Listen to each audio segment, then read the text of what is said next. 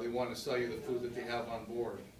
But a good way to save money is, to put a backpack on and throw a couple sandwiches in there. Stay away from the tuna, peanut butter and jelly, or bologna and cheese or something like that. A little bit of fruit and a bottle of water. That'll save you 10 or 15 bucks because they charge top dollar. But I will say, burgers are awful good out there on the galley. But you also want to be very careful not to eat too much prior to going on the boat, or when you get on the boat, until after a couple of trips, and you see how your stomach takes it. The seasickness isn't fun, but it's just natural. Everyone gets it. I don't recommend taking the seasick pills until you see how your system reacts to being out on the boat. Sometimes you go out on a boat, you leave the breakwater right here, head out to the kelp beds or over to Point Vicente down here in Redondo, and it's just smooth as glass. But then you stop and they put the anchor out, which is pretty much the normal way of fishing these waters, is with the anchor down, and the boat starts rocking like this, starts feeling a little bit queasy. But for the most part, I would say that from the looks of everyone in here, I don't see any seasick. Nothing but good times, fun, and smiles. When you take a trip, normally what you need is just a fishing rod like this. Spinning is what I recommend. It's the easiest to use, a little spinning rod. You don't get a bunch of big tangles. And the fish that you're fishing for out here locally is usually like calico bass, barracuda, once in a while a halibut. And all those are simple rigs where you just put on a small sinker and a hook at the end. But there's usually 2 or 3 what they call deckhands on the boat. And the deckhands are there to help you. As soon as you get on board, you go, "Hey, Johnny," because they all introduce themselves. They give you their name. The captain does a little speech when you get on the boat. Tells you where the life preservers are stored. It's a nice thing to know when you're out on any boat. Is where the emergency equipment is. And the deckhands, that's their job, is to help, to be of service, to tie the knots for you until you guys know what you're doing yourself, to tell you what's been biting lately, the different kind of fish and how to rig for them. And they're also going to ask you a question of whether you want to get in the jackpot. I don't know if anybody knows what the jackpot is. Isn't it where they bet on which one gets the biggest fish? Pretty much, but not a whole bunch of money. Usually the top is $5. So if you feel lucky, you put $5 in, and whoever gets the biggest fish for the day wins what everybody put in. Say if there's 15 or 20 guys on the boat, that's $75 or $100.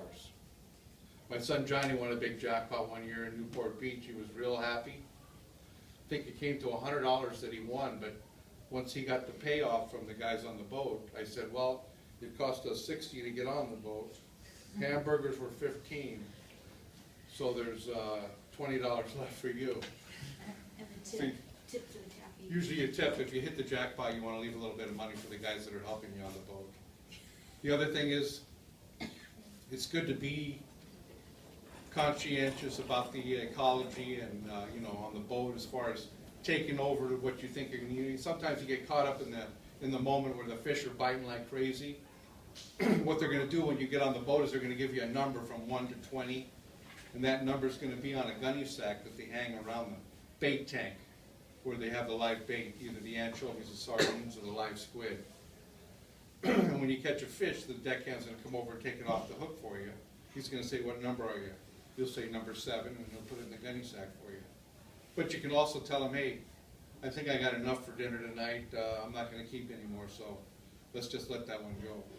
So you're not putting a big strain on the population of the fish here in Southern California. I know that when I started fishing, as the years went on, there was less and less things to catch due to the fact of overfishing, pollution, and every other thing. So be careful with those plastic bottles too when you're drinking. Don't throw them in the water.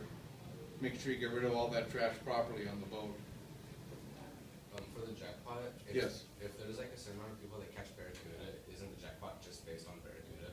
No. The only things that they eliminate as far as qualifying for the jackpot is sharks, stingrays, or rays of any kind, moray eels, which are caught. We caught one here on our kids' trip this last year in July. and you know, they could be 10, 15 pounds, but those don't count in the jackpot. It's pretty much what we call game fish. The halibut, barracuda, bass, sheep's head, lingcod. It's by weight, not length, correct? Correct. Not length by weight. What they do is they have a scale like this with hooks on each end, and the two qualifying fish are the closest to, they'll put one on each end, hold it in the middle, and then whichever side it leans on is the winner. Usually, sometimes there's a little hanky-panky going on. What kind of hanky-panky, Paul? Well, you know, this big guy holding the scale like this, and his best friend caught the biggest fish, so it seems like he kind of twists his arm a little bit that way. I've seen that happen, but not on all boats. So remember, there's no ice chest allowed on the boat, so you got a little igloo and you want to have your sandwich and stuff in there. They won't allow that.